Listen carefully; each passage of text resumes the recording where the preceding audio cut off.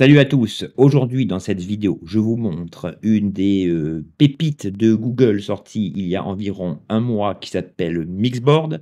Pour des raisons de nouveautés nombreuses d'emploi du temps chargé, je n'ai pas eu le temps de traiter cela en temps et en heure, mais on va réparer ça aujourd'hui. Donc, il s'agit en fait d'utiliser la génération d'images via Nano Banana, mais ici, la puissance de l'ensemble, c'est que, visuellement parlant, à partir d'un prompt, d'une requête, Google va vous créer une série, d'images, basées sur votre terme, que vous allez pouvoir réorganiser, déplacer, agrandir, dupliquer, itérer, bref, tout l'arsenal des possibilités, liées à cette IA pour une personne qui est, congénitalement bordélique comme moi. Cela me permet, d'établir, d'élaborer des projets en ayant une vision globale sur l'ensemble des images, à contrario du système classique de Nano Banana ou de Whisk qui consiste à scroller de haut en bas pour retrouver une image que vous aviez traitée, antérieurement. Ben, ici, vous avez tout sous les yeux. L'ensemble va vous permettre de créer des environnements déclinés, d'intégrer des personnages dans une scène et bien d'autres choses. Vous allez voir que vous n'allez pas regretter le visionnage de cette vidéo, du moins je l'espère. C'est Barthélémy. Pour ceux qui ne me connaissent pas, merci de cliquer sur le bouton de souscription pour m'aider au développement de cette chaîne. Et nous, on se retrouve sur l'interface de Google Labs Mixboard.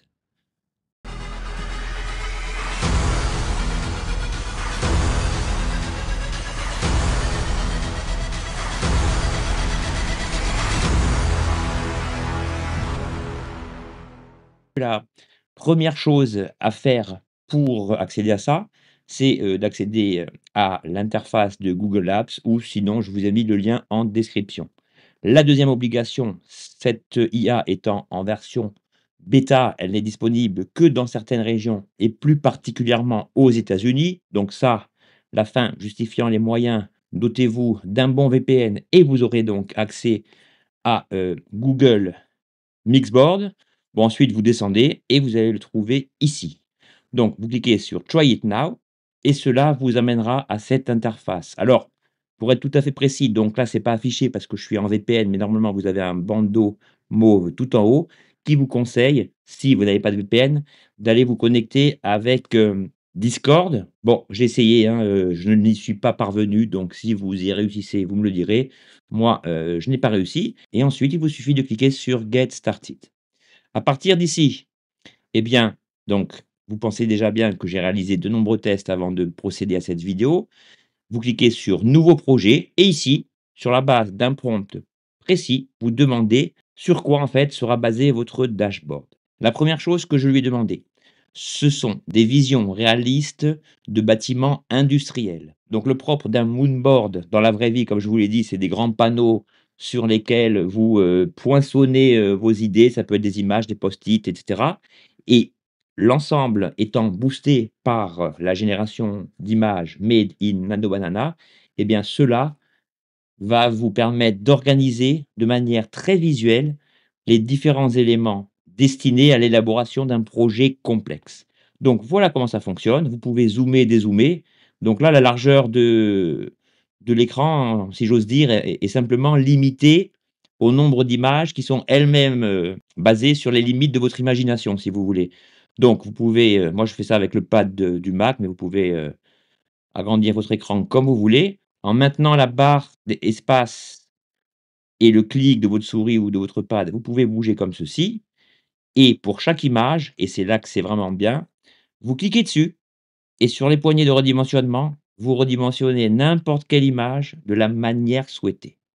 Donc voilà pour l'ensemble. Donc l'idée, c'est qu'ici, sur ce premier mixboard, Google m'a fourni en vrac, si vous voulez, des, bâtiments divers et variés. Donc ici, la première chose consiste à repérer les éléments visuels que vous désirez conserver. Si je veux pas ce mur, eh bien, je le vire. Donc soit je clique sur la poubelle, soit je clique sur l'élément et le bouton retour de votre clavier et vous réorganisez par section, en fait, l'ensemble, des, éléments liés au thème recherché.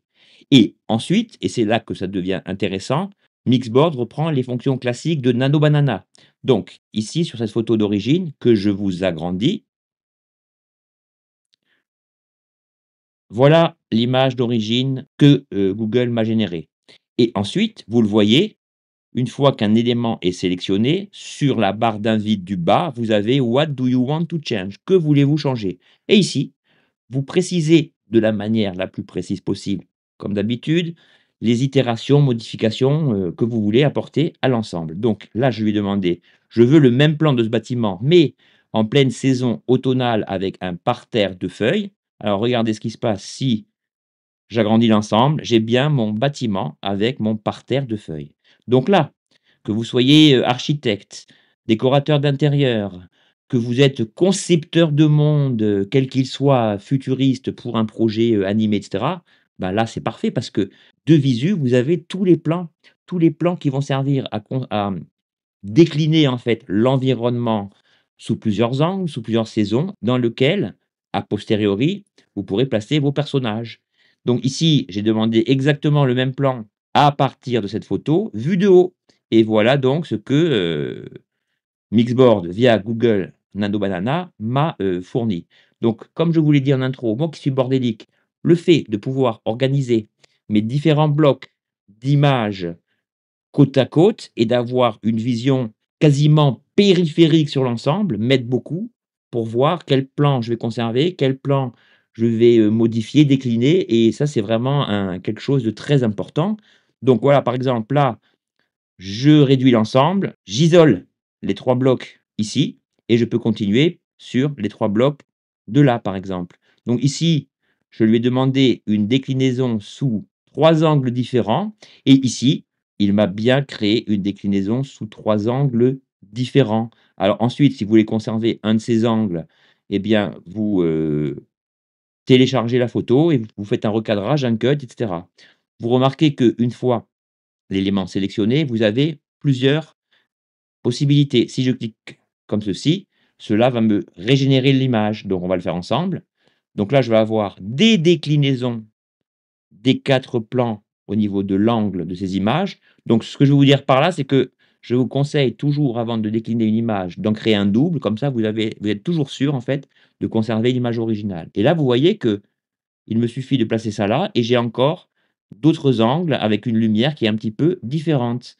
Si je veux télécharger mon image, je clique ici. Si je veux la dupliquer, je clique ici. Donc pour l'autre fonction, pour la fonction que vous voyez ici, je vais vous montrer ça dans un autre, Mixboard et au fur et à mesure, c'est ça qui est important, c'est que le rendu visuel au niveau de la taille ne correspond pas à la taille réelle de l'image. Si par exemple, je télécharge ce bâtiment, que je vais le prévisualiser ici, bah, vous voyez que Google m'a préparé une image de bonne qualité, assez, grande. Bon après, hein, comme je vous dis toujours, après il faut aller dans un logiciel comme Photoshop pour sublimer l'image, rajouter une bonne résolution et cetera. Moi, je vous montre les conditions d'utilisation de ce mixboard et les différents cas d'utilisation pour vous donner des idées créatives à partir d'un programme 100 gratuit.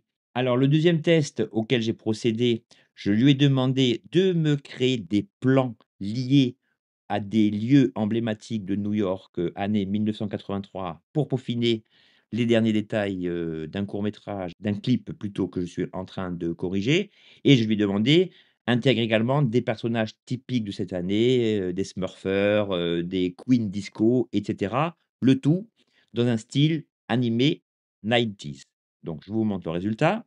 Alors voilà, hein, dans un premier temps, j'ai eu plusieurs plantes de tags, et cetera. Donc ici, je les ai déclinés, hein, donc voilà, je clique ici, More like this, ça va vous fournir une déclinaison et pour être tout à fait précis, 3 nouvelles occurrences de la photo sélectionnée.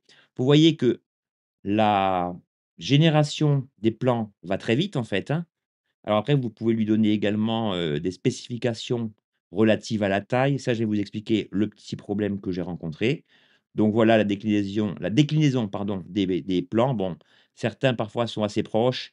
On voit que, ici, l'échelle est davantage dans l'obscurité que là. Bon, après, comme je vous l'ai dit, c'est en version bêta et il s'agit vraiment d'affiner, le prompt. Bon là, vous n'avez pas le choix puisque comme vous cliquez sur More like this, vous ne pouvez pas, dans ce cas précis, fournir davantage d'informations. Donc, je vais vous montrer ce que j'ai fait.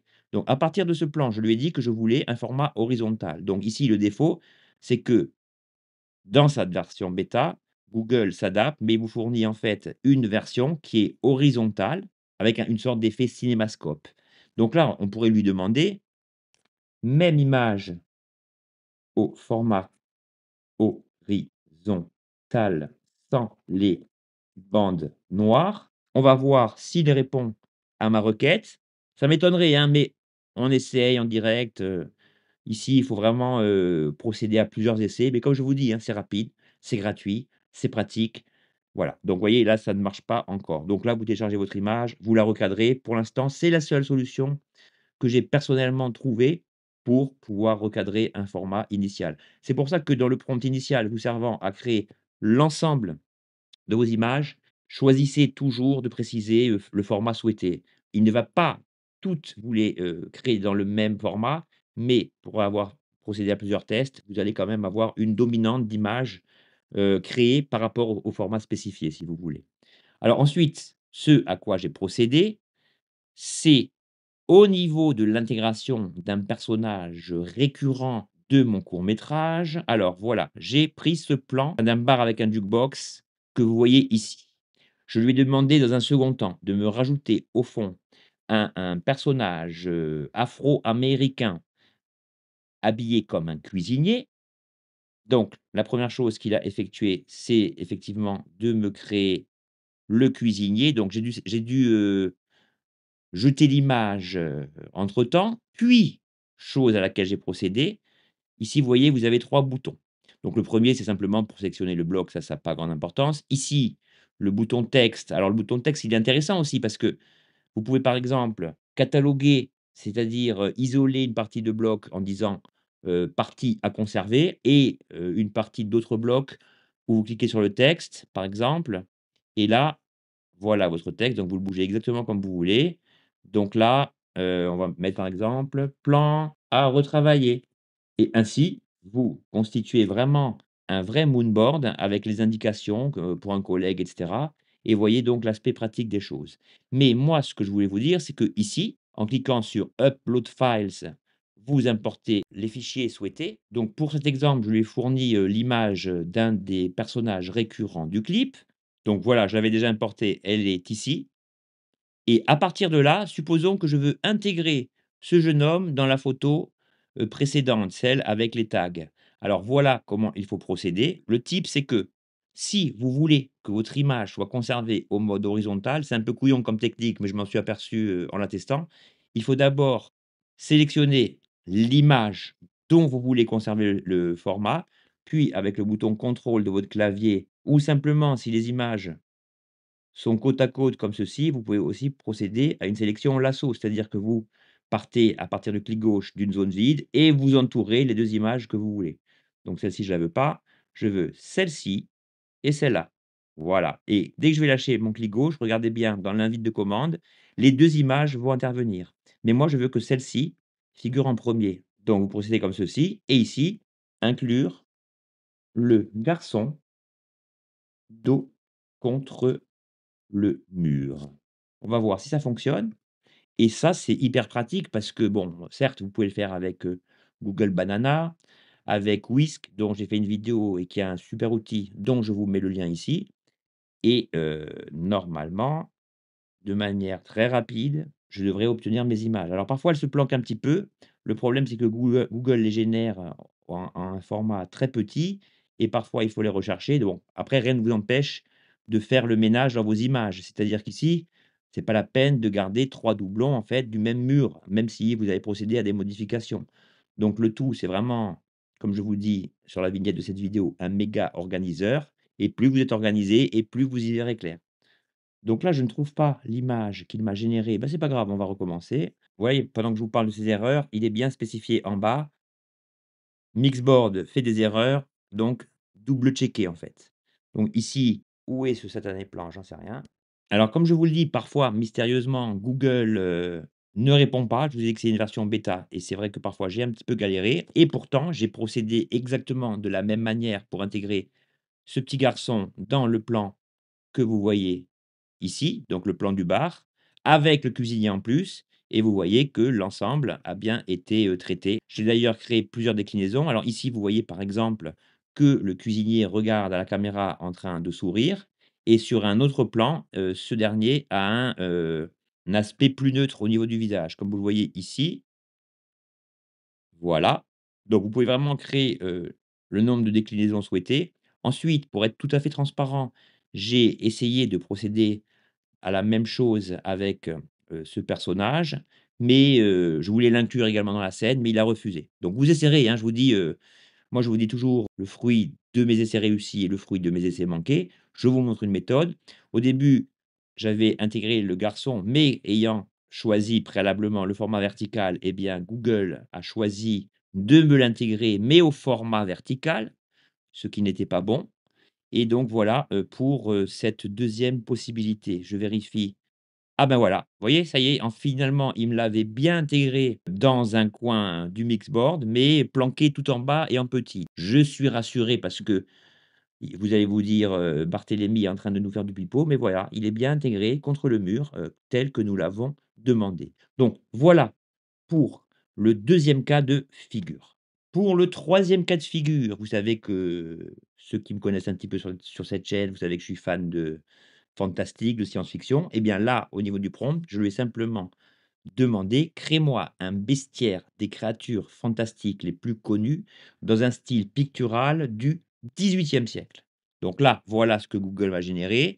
Donc il m'a généré, un minotaure, des créatures style griffon, des créatures comme ceci, des créatures déjà intégrées dans leur livre et cetera. Alors voilà les déclinaisons que j'ai, opérées. Ici, je me suis dit: «Je vais essayer de mixer, en fait, de combiner 2 créatures ensemble». Donc vous voyez ici qu'on a une photo qui n'était pas, qui n'a pas été créée à l'origine. Donc là, je vais simplement demander: «Rajoute-moi une, photo, avec un cyclope». Donc voilà, j'ai mon cyclope.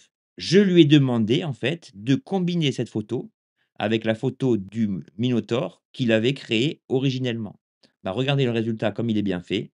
Voilà, j'ai un mix, précis d'un cyclope, enfin de la tête d'un cyclope intégré au corps du minotaure. Ensuite, ce à quoi j'ai procédé, donc là c'est très utile si vous avez des films et cetera. Google m'a généré cette image d'une sorte de créature, avec, plusieurs têtes. Et bien là, je lui ai dit: «Je veux le même plan, comme s'il était vu des yeux de la personne avec l'épée tout en bas». Et je lui ai demandé également que le plan devait être, plus ou moins rapproché. Et bien voilà la déclinaison au niveau de la créature que Google m'a créée. Bon là, il manque une tête, mais peut-être qu'elle est cachée derrière. Bon ça, vous pouvez peaufiner, vous avez compris comment ça fonctionnait. Donc combinaison de personnages et en dernier lieu, voilà la gravure d'une sorte de griffon, me semble-t-il, que Google m'a créé. Il m'a également créé cette espèce de décor, un petit peu fantastique. Et bien là, je lui ai simplement demandé: «Je veux que tu intègres le griffon en train de voler dans cet environnement». Et bien voilà, en 2 temps, 3 mouvements, on a notre, griffon en train de voler dans les airs. Donc vous avez compris le truc. Après, vous pouvez décliner ça, à l'infini. Pour le dernier projet, alors ici, il est, directement lié à votre activité professionnelle. Donc le premier cas de figure, simplement, je lui ai dit: «Je veux que tu crées un logo destiné à une chaîne YouTube dont le thème est l'intelligence artificielle». Je lui ai donné les codes hexadécimaux correspondant à mon, branding, à ma marque, donc noir, un rouge particulier et un blanc. Donc ici, dans un premier temps, Google m'a fourni de manière visuelle les codes, que j'utilise.